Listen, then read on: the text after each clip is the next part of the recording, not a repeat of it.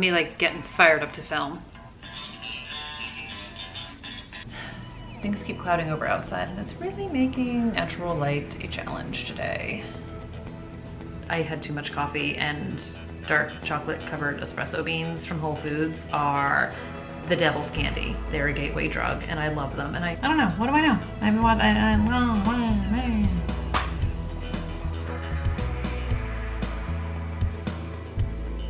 Hey guys, it's Audrey and welcome back to Chapter and Converse. So I thought I would try something a little bit different and sort of attempt to vlog my Thrillerathon reading week. And I don't know how vloggy this is gonna be. I've never done this before, but I've always like wanted to do a vlog, and I like watching other people's vlogs, and I thought, well, I am home for the week. My new job starts next week, so I kind of have some time on my hands. And while I am filled with the compulsive need to like clean everything in sight, I don't know if anybody else gets that way, I'm also kind of compulsively reading books. So I thought I would give it a go. We will see if this even sees the light of day. I don't know how much out and about stuff I'm going to have because it is crazy hot, humid, and nasty here in New York. So even though the sun is shining today, the last place I want to be is outdoors unless I'm in my car or in a store, which I know sounds pathetic, but anyway, we're gonna give it a go. Consider this completely experimental, and let's just talk about the Thrillerathon books. Okay, so it's actually day 2 of Thrillerathon, and I made sort of like a game time decision this morning that I wanted to give this a try after watching some other people's like reading vlogs, just catching up. I had mentioned in another video I had been in California for a bit on vacation and really was kind of like totally dialed back on anything social media, posting, watching, commenting, answering comments, anything. So my booktube backlog is huge, so I was catching up a bit this morning, and like I said, I thought I would give this a go. So out of the gate, if you watched my Thrillerathon TBR, then you are probably amongst the many who realized my grave error, and I'm so horrified about this, but you know, it happens. I'm blaming the jet lag. But one of the challenges was to read a book by an author you had already read before, and I picked 13 Minutes by Sarah Pinborough and said that I had read her before because I read The Wife Between Us, which is Sarah Pekkanen. Ugh, horrified. So I have not read Sarah Pinborough before. I have read Greer Hendricks and Sarah Pekkanen's books. I'm going to continue to try and correct this mistake for as long as I live, so shame on me big time. But I started the audiobook of 13 Minutes, and this is YA thriller, mystery, suspense kind of thing, and like the tagline on the top of the book is Mean Girls on Crack, and so far that's like completely what it is. So this is about a girl named Natasha who's like the most popular girl in school and like leads this clique of girls called the Barbies. And basically it opens with her being dragged out of a lake where she has been dead for 13 minutes, hence the title, and has no memory of what happened to her. So she is on a quest to find out how she wound up in the lake, who tried to kill her, and basically kind of like doesn't trust her friend group anymore, so winds up befriending or like re-befriending an old friend of hers. How many times can I say friend? This girl Becca, and she was kind of part of the circle back in junior high, but Natasha kind of exiled her because she just like wasn't cool enough. You know how 12, 13-year-old girls can be. People are not cool for no good reason. So she sort of enlists Becca to help her kind of figure out what happened to her. So I'm like halfway into it. I'm completely loving it. The audiobook is really good. It's moving super fast. I love me some high school drama. So this one is going super well, I'm happy to say. I don't know why I keep pausing like I'm filming like a proper video, so you're just gonna have to bear with me here. But I'm also reading, covers off, Girls Like Us, which is a book I got at Thriller Fest. It is one of my most anticipated. It's by Christina Alger. I'm super excited for this. And this is, she is an author I've never read before, so I can fill that challenge here. And this is about an FBI detective or FBI agent, Nell, who returns to her hometown on Long Island because her dad has just died in a car accident or a motorcycle accident, and they've had a very strained relationship. She hasn't been back in like a decade. She's back for the funeral, which is how this book opens, at the funeral, and she finds herself kind of getting pulled into a case on Long Island. So sort of the day after the funeral, a body of a woman is found buried on the beach. And Nell's dad was a detective, so it's all his old partners and his new partner and people that he worked with who are involved with all of this, and they enlist her help. So I'm kind of early on into this book, thoroughly enjoying it so far. I just love, this is like got all the tropes I love too. So like returning to home, sort of against her will, or sort of like, not against her will, but like someone who has left the building and doesn't want to come back, but she's forced to come back, and she doesn't have any other family there. So she's kind of forced to confront all of these things that she left behind. So far so good, totally loving it. And I'm gonna go flip my laundry because like I said, I'm compulsively cleaning, and I will check back in with you guys in a little while. Hey guys, so I just wanted to check in with an update on how I'm doing, and I finished my first book. In all fairness, I actually listened to it, but I own it, which is why I'm holding it up, because I'm not going to hold up my iPad for you to see my Hoopla app. But I finished 13 Minutes by Sarah Pinborough, not to be confused with Sarah Pekkanen. First book that I've read, so this is a new to me author. Definitely had a trope I love, which is all things high school, and I really enjoyed this book. So it was YA mystery thriller, suspense-ish type of thing. It very much felt in my happy place of like Pretty Little Liars and The Perfectionists and things like that. And I could 100% see this being like a made-for-TV movie. I totally enjoyed it. Like, it felt super authentic to me for a high school Mean Girls experience.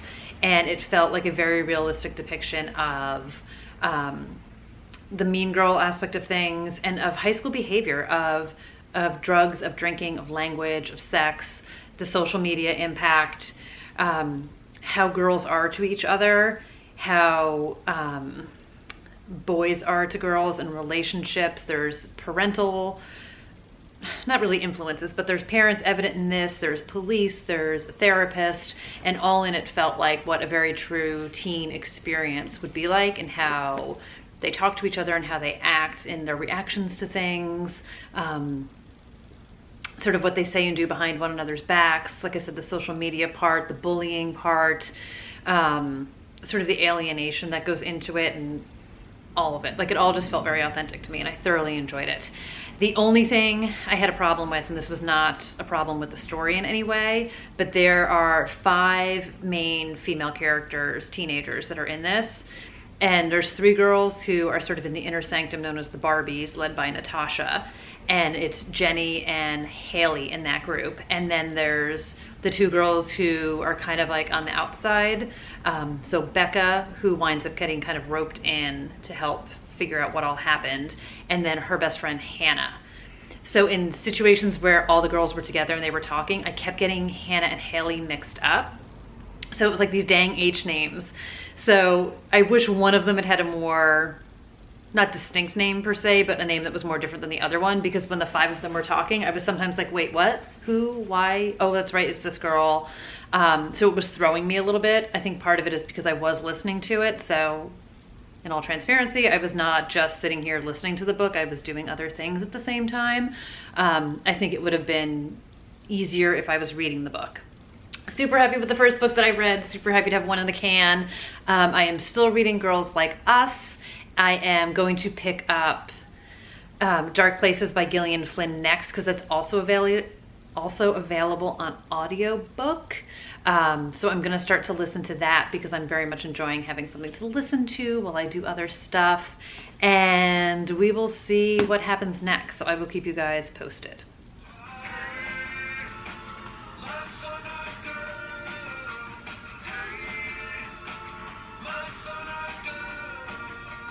Hey guys, welcome back to my quasi vlog that I'm trying to do.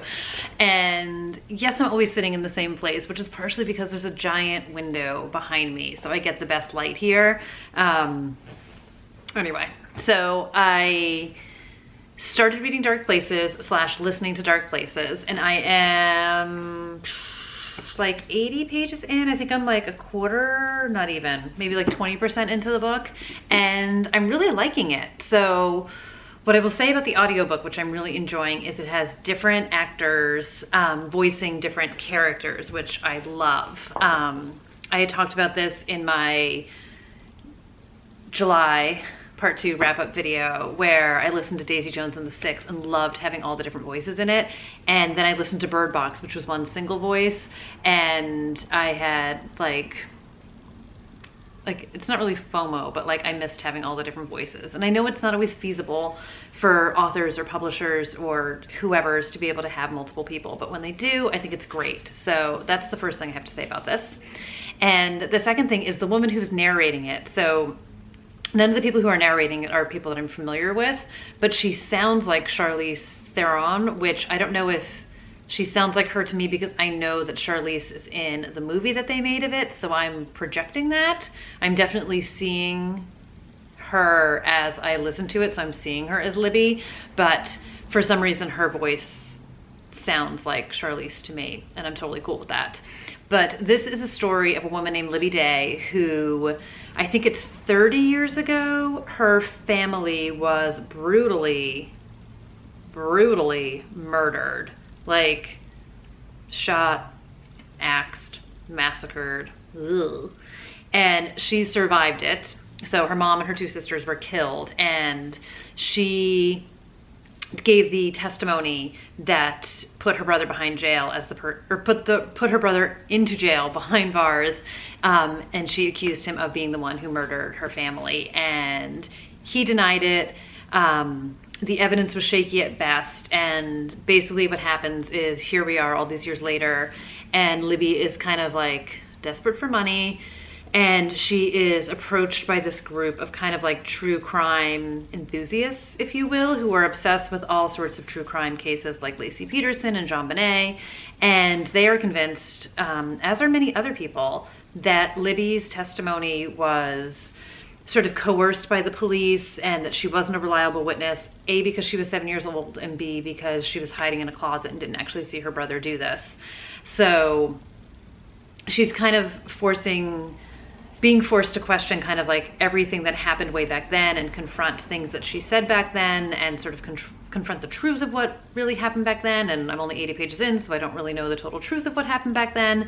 But so far I'm completely enjoying it. It is very Gillian Flynn to me in the language, in sort of the setting. She's in Kansas City, Missouri, in sort of the darkness that is very typical of Gillian Flynn. I'm definitely seeing some gray lines. I'm definitely getting some unlikable characters happening here. So I'm really enjoying it so far. I have heard mixed feedback on this. This is the only Gillian Flynn book I have not read yet, so I will see where I land when all is said and done.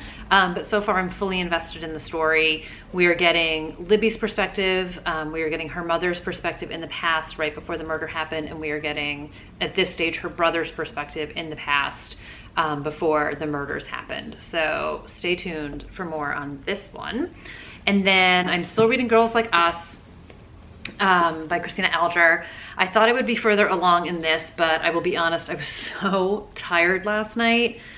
I couldn't keep my eyes open, and this is not a book that I want to be like falling asleep while I'm reading it. So I'm only like 100 pages in.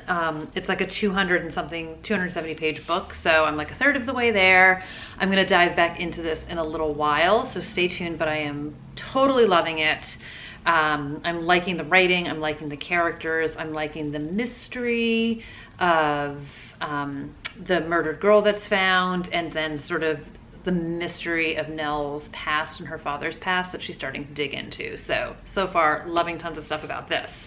And then I just got a notice from my library that I got an auto download of Karen Slaughter's The Good Daughter. So like, I'm so happy about it, but like, crap, now I've got too many things to read because I'm like juggling so many. So I'm gonna dive into that at some stage of the game, so stay tuned for me talking about that as well. But I'm feeling like overwhelmed with books at this stage. And then, like I said before, I don't know how vloggy vlog we're gonna get here. So for anyone who's interested, I've like done my laundry today. I saw my family for a little bit. I just have like some super boring things to do around the house. It was pouring rain before, now the sun's back out again. Yeah. So I'll check back in a little while and let you guys know what else, if anything is going on or how the reading is progressing. One cardboard corner where the tape was loose, and that's the first thing I pulled out. A pathetic carnival game. If I was really going to take this on, if I was really going to think about the murders after all these careful years spent doing just these, I needed to be able to look at basic household possessions without panicking. Hey guys, so I thought I would take you on a ride while I'm cleaning, whatchamacallit, the kitchen before I turn the dishwasher on.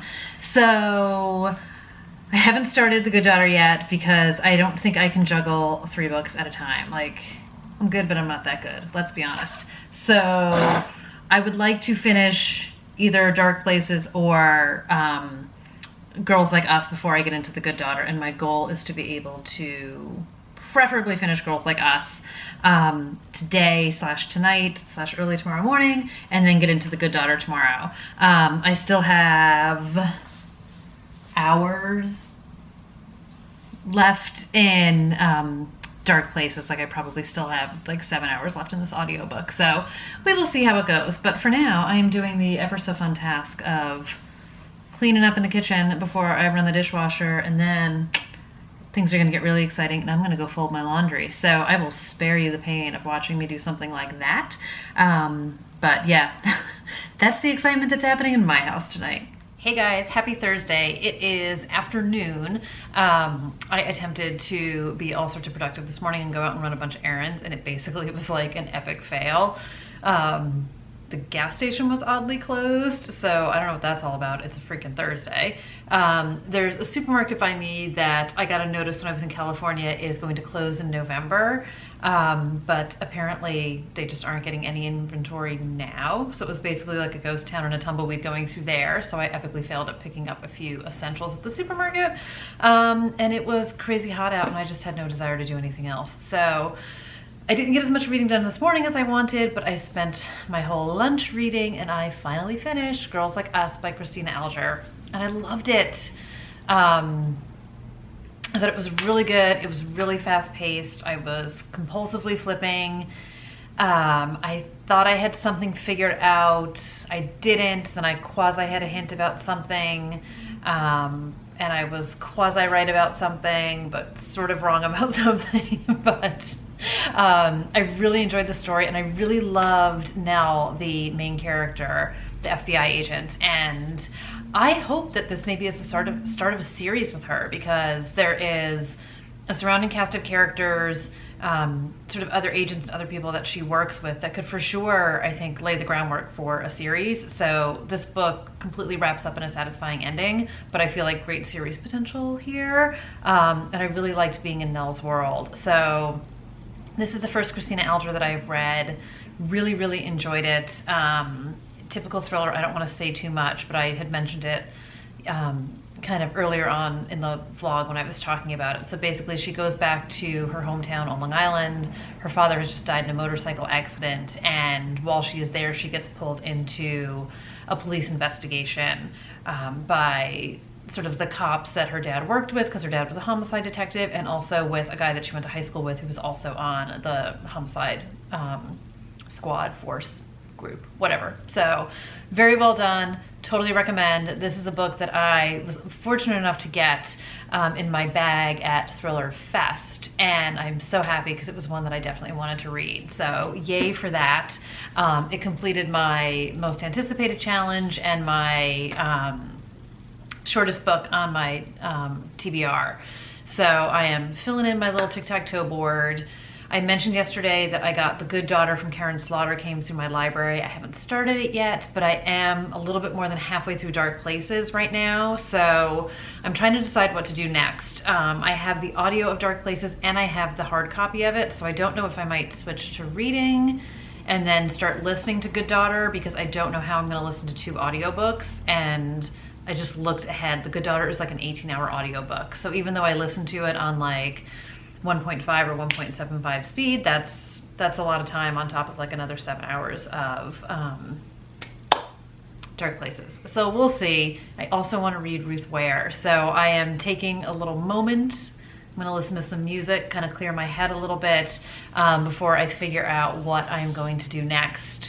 And out of like no real reason. I kind of just want to like watch some TV, but I also want to read. So I don't know what I'm gonna do. I feel like, I don't know if anybody else gets this way, but like when you finish a book, I'm caught between that like that desire to like dive into something else, but also that desire to just sit and kind of like live with this for a little bit before I kind of dive into a new set of characters. So I don't know, but next time you see me, I will let you know what choice I decided to make. Hey everyone, so future me is just hopping in here for a quick closeout of this vlog because I have decided that I am going to break it up into 2 parts.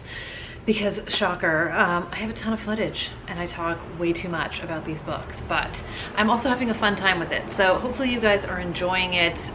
First one out, definitely rough, that's for sure. But if you would like to see more vlogs, and presumably I'll get better at them as I do more of them, fingers crossed, let me know down below, give it a thumbs up. If anything is not working, any kind of feedback would be super helpful as long as it's constructive. So let's keep it constructive. But I hope that you guys have enjoyed this. I have to say I am enjoying the live feedback of the books because I figured out a while ago, I also figured out a way to fix this, but I haven't done it yet. But when I'm doing my monthly wrap-ups, I often leave out like a lot of what I want to say because like when the book is so fresh in my mind, I have like so many thoughts about it.